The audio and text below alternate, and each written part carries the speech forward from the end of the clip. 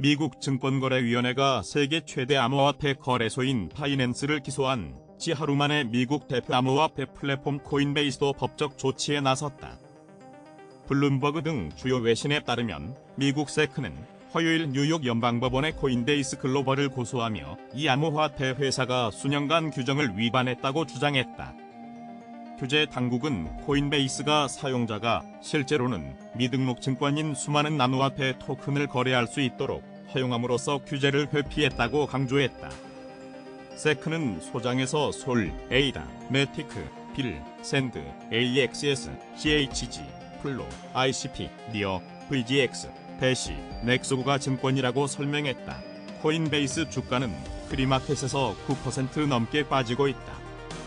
일자리가 여전히 풍부한 노동시장과 높은 인플레이션으로 미국의 연내 기준금리 인상 기대가 식어가고 있다고 월스트리트저널이 5일 보도했다.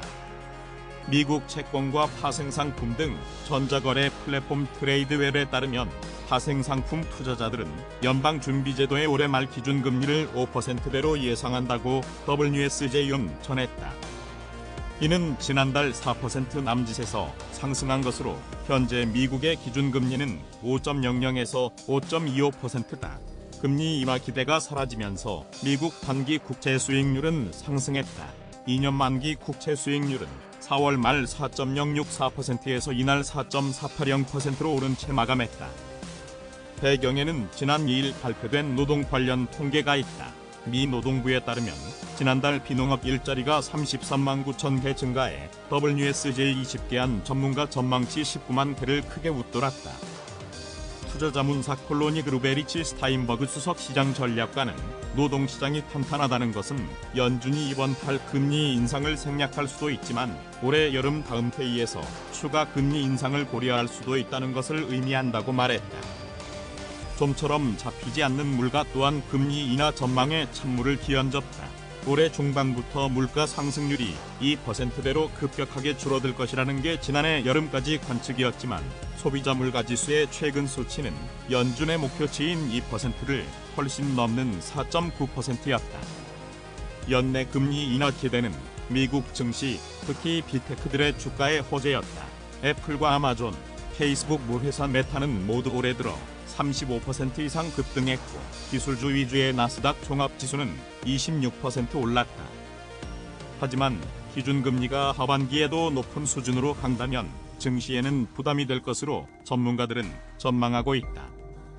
스파우팅 락자산운용의 리스 윌리엄스 포트폴리오 매니저는 몇몇 종목을 제외하면 나스닥 대다수 종목 주가가 내려갔다면서 이는 투자자들이 향후 금리 인하가 없을 수 있다는 점에 얼마나 긴장하고 있는지를 보여준다고 설명했다.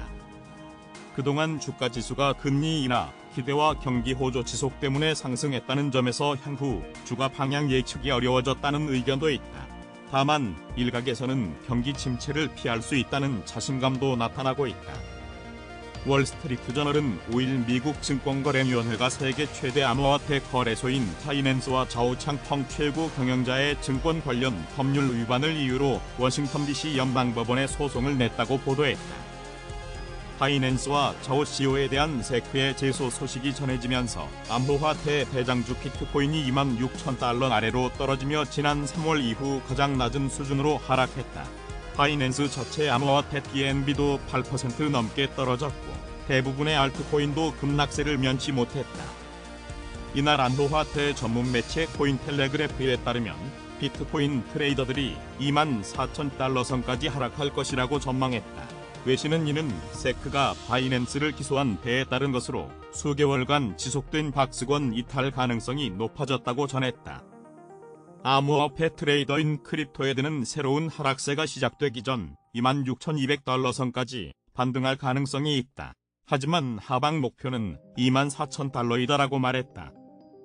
또한 그는 7에서 8월 있을 것으로 예상되는 상승장 전 마지막 하락 구간이 될 것이라며 비트코인의 롱숏 비율이 감소해야 BTC가 반등을 시작할 것이라고 덧붙였다. 한편 암호화폐 전문 매체 크립토슬레이트에 따르면 자오창펑 바이낸스 CEO는 자산은 미국 거래소가 아니기 때문에 세크의 소송은 과잉 대응이다. 법이 허용하는 범위 내에서 소송에 맞서 싸울 준비가 됐다. 이번 소송은 암호화폐 산업 전체에 대한 공격이라고 성명을 발표했다. 바이낸스 측은 세크의 이번 소송은 디지털 자산업계에 필요한 명확성과 지침을 제공하지 않던 기존의 세크의 입장을 재확인한 것에 불과하다고 비판했다.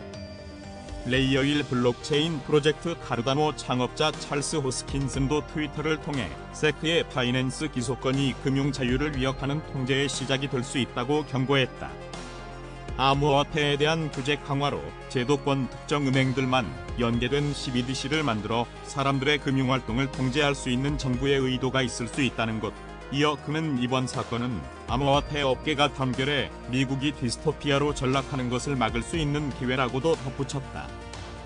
미국 증권거래위원회가 바이낸스와 자오창펑 최고 경영자를 증권법 위반 혐의로 기소하면서 대장주 비트코인이 25,000달러대로 추락하는 등 전체 암호화폐가 일제히 급락하고 있다. 세크 소송 중인 시가총액 6위 암호화폐 리플도 약세를 면치 못하고 있다. 블록체인 기반의 해외 송금 플랫폼 리플의 고유 토큰 XRP는 6월 6일 오후 8시 52분 현재 코인마켓캡 기준으로 24시간 전 대비 4.87% 하락한 0.5081달러에 거래되고 있다. XRP는 이날 최고 0.5374달러에서 최저 0.4935달러까지 떨어졌다. XRP는 세크와의 단연간 법적 다툼이 조만간 리플에 유리하게 마무리될 것이라는 낙관론이 커지면서 최근 강세를 보였었다. 같은 시간 암호화폐 대장주 비트코인 가격은 4.09% 급락한 25,686달러를 기록 중이다. 알트코인 대장주 이더리움도 3.06% 떨어진 1,812달러에 거래 중이다. 한편 폭스비즈니스 기자 엘리노 어테렛은 이날 트위터를 통해 바이낸스를 미등록 증권 보유 등 혐의로 기소한 세크가 기소장에서 언급한 증권 분류 암호화폐 종목 목록서 리플을 제외한 데 대한 이유를 제시했다. 그는 세크는 일관성 없는 결정을 기피하며 XRP 증권 간주 여부는 이미 다른 소송에서 다루고 있고 해당 소송에서 리플 측이 승소할 경우 바이낸스에 대한 기소에서도 불리하게 작용될 수 있다며 XRP가 기소장에서 빠진 원인을 설명했다. 미국 증권거래위원회가 바이낸스 및 자오창펑 최고 경영자를 증권법 위반 혐의로 기소하면서 대장주 비트코인이 25,000달러대로 추락하는 등 전체 암호화폐 시가총액이 4% 가깝게 급감하며 1조 달러가 위태한 상황이다. 하지만 디지털 자산 펀드 매니저 아르카 최고 투자 책임자 제프 드먼은 세크가 바이낸스 홀딩스 자오창펑 CEO를 기소하면서 BNB, 버스드, 솔, 에이다, 매티크, 빌, 아톰, 샌드, 마나, 올고우, AXS, 코티를 증권으로 분류했지만 해외 거래소에서 여전히 토큰이 거래되고 있기 때문에 이번 소송이 토큰 가격에 장기적인 영향을 미치지는 않을 것이라고 강조했다.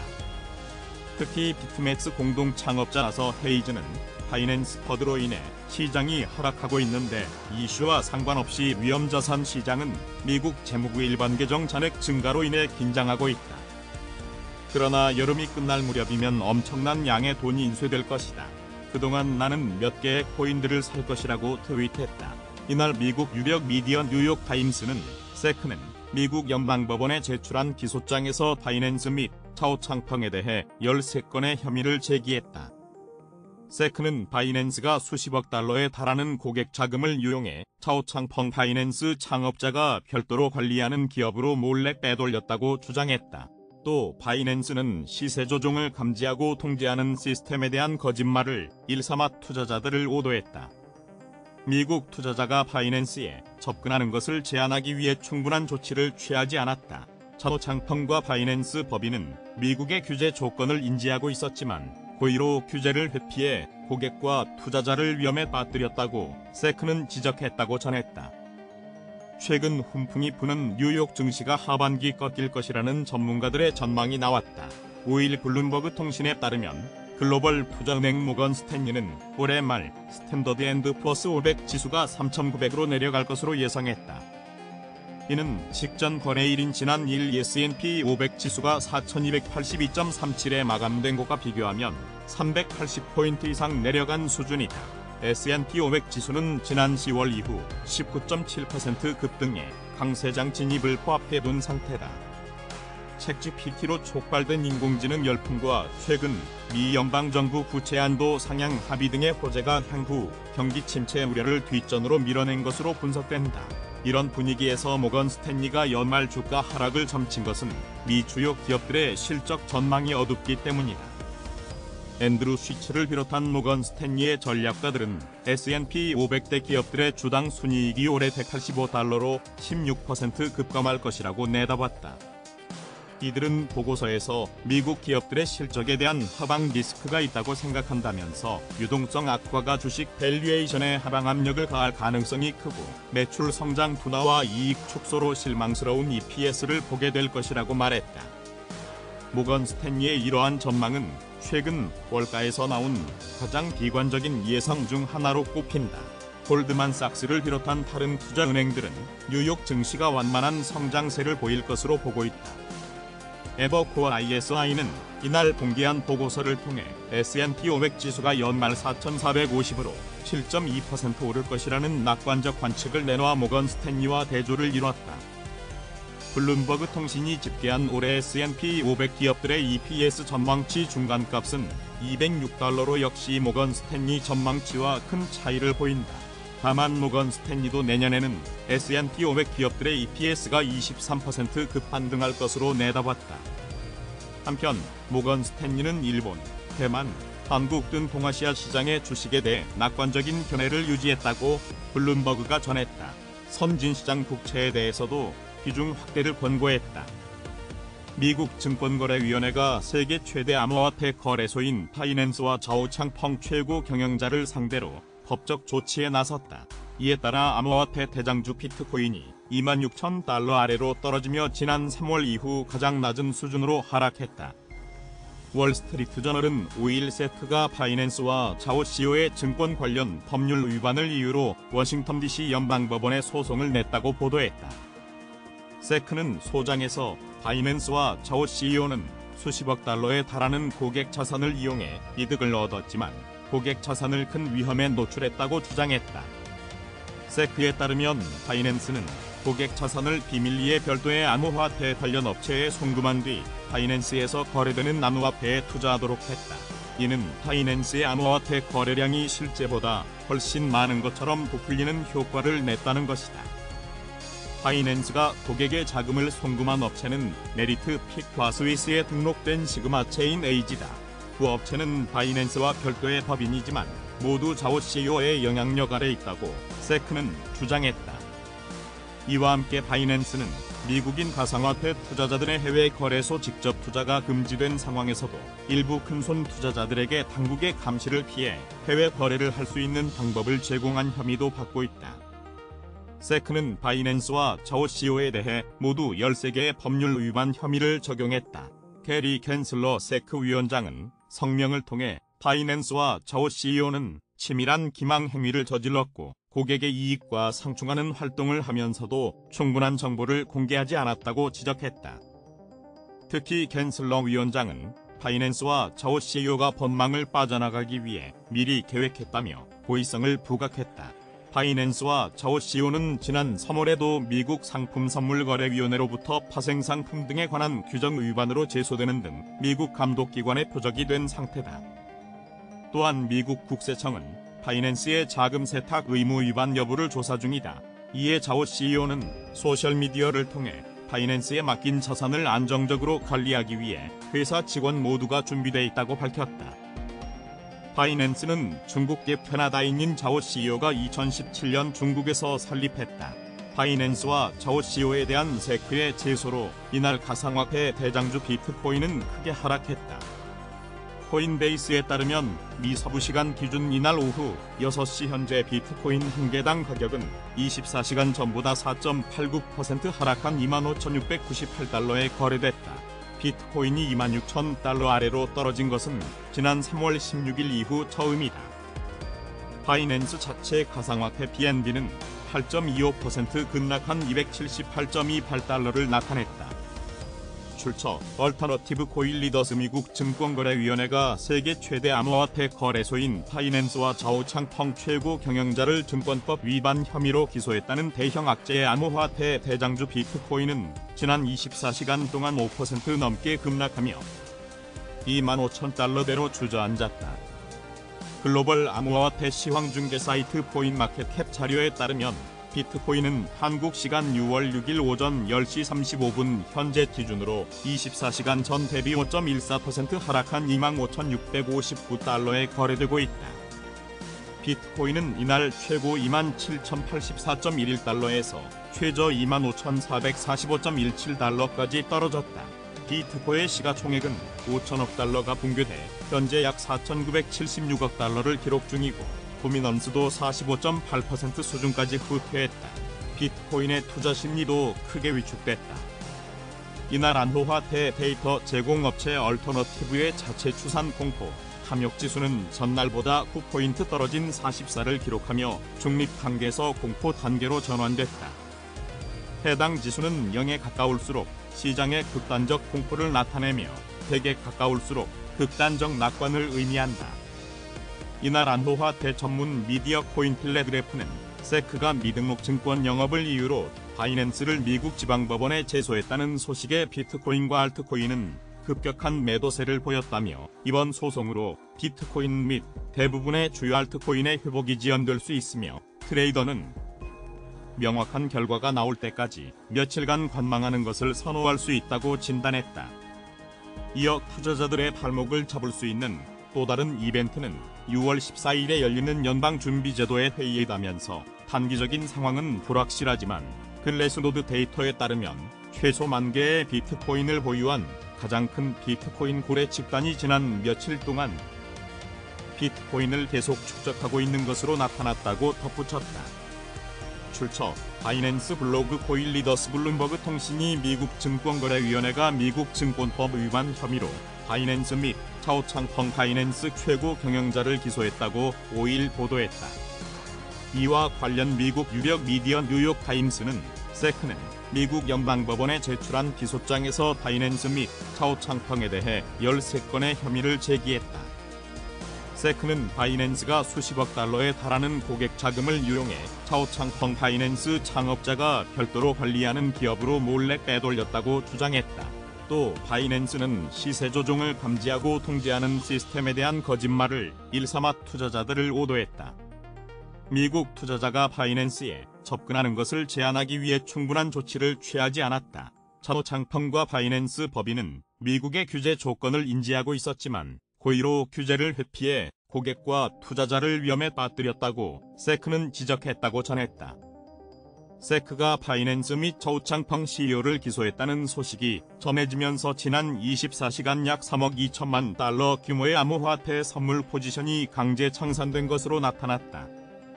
강제 청산은 트레이더의 포지션 개시, 증거금의 일부 또는 전체 손실로 인해 거래소가 강제로 트레이더의 레버리지 포지션을 닫을 때 발생한다. 특히 강제 청산된 동 포지션이 2억 8천만 달러를 기록했는데 이는 최근 3개월 만에 가장 큰 규모라고 미디어는 설명했다. 숏 포지션은 약 4천만 달러 규모가 강제 청산됐다. 미국 대표 암호화폐 거래소 코인베이스의 주가도 이날 10.3% 하락했다. 코인데스크에 따르면 지난 3월 세크는 증권법 위반 혐의로 코인베이스에 웰스 노티스를 통보한 바 있다. 웰스 노티스는 세크가 규정을 위반해 민사소송의 대상이 될 개인 및 기업의 해명을 요구하는 사전 통지서다. 다만 주기영 크립토폰트 대표의 트윗에 따르면 이날 거래소에서 큰 규모의 인출은 발생하지 않았다. 지금까지 시간당 4,000 비트코인가 유출됐으나 이는 정상 범위라며 오히려 사용자 자산 잔액은 증가하고 있다고 말했다.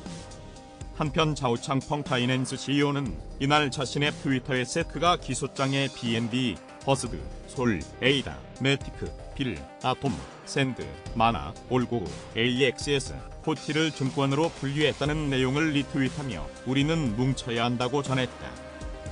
국제통화기금이 미국 연방준비제도가 금리 인상 사이클의 변화를 줄 만큼 금융기관들의 대출 축소가 이뤄지지 않았다면서 추가 금리 인상 필요성을 제기했다고 MSNBC 방송이 4일 보도했다. 크리스탈리나 게오르기에바 IMF 총재는 이 방송에 출연해 의미 있는 수준의 대출 둔화를 보지 못했다며 일부 있지만 연준이 물러설 정도는 아니다고 말했다. 게오르기에바 총재는 현재 매우 불확실한 환경에 처해 있다는 점은 아무리 강조해도 지나치지 않는다면서 따라서 향후 동향에 집중해 변화가 일어나면 민첩하게 조율해야 한다고 강조했다. 그는 여기에다 지난 2일 발표된 탄력적인 미국 고용 상황을 감안할 때 추가 금리 인상도 가능한 것으로 내다봤다. 게오르기에바 총재는 소득이 상승하고 실업률이 여전히 매우 낮은 상황은 연준이 현 정책을 유지해야 한다는 것을 의미한다며 오히려 조금 더 일을 하는 게 필요하다는 게 우리의 입장이라고 강조했다.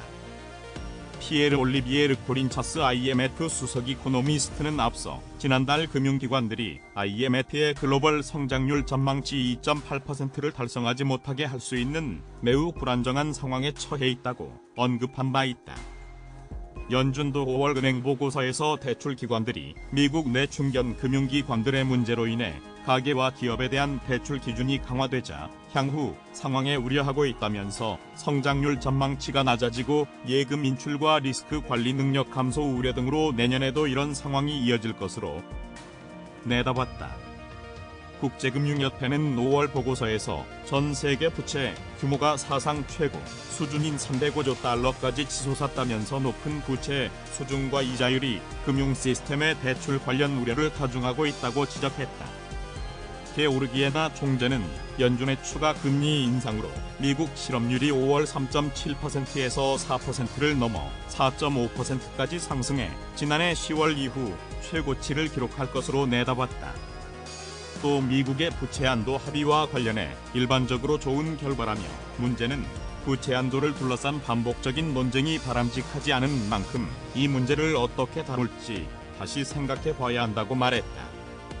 한편 모건 스탠리는 이날 보고서를 통해 올해 스탠더드 앤드 푸어스 500 지수의 주당 순이익이 16% 정도 하락해 최근 증시 상승세에 제동이 걸릴 것으로 예상했다고 블룸버그 통신이 전했다. 모건 스탠리는 현재 미국 기업 실적에 하방 리스크가 존재한다며 유동성 악화가 향후 3개월간 증시의 하방 압력으로 작용하고 매출 성장이 둔화하고 이익은 더욱 축소되면서 EPS도 실망감을 안겨줄 것이라고 말했다. 이 같은 모건 스탠리의 전망은 월가 내에서 가장 비관적인 것으로 완만한 성장을 예견한 골드만삭스 등의 낙관적인 전망과 대조를 보인다고 블룸버그는 전했다. 모건 스탠리는 이에 비해 일본과 대만, 한국 증시에 대해서는 낙관적인 평가를 하고 선진국 국채와 달러화에 대해 비중 확대 투자 의견을 제시했다.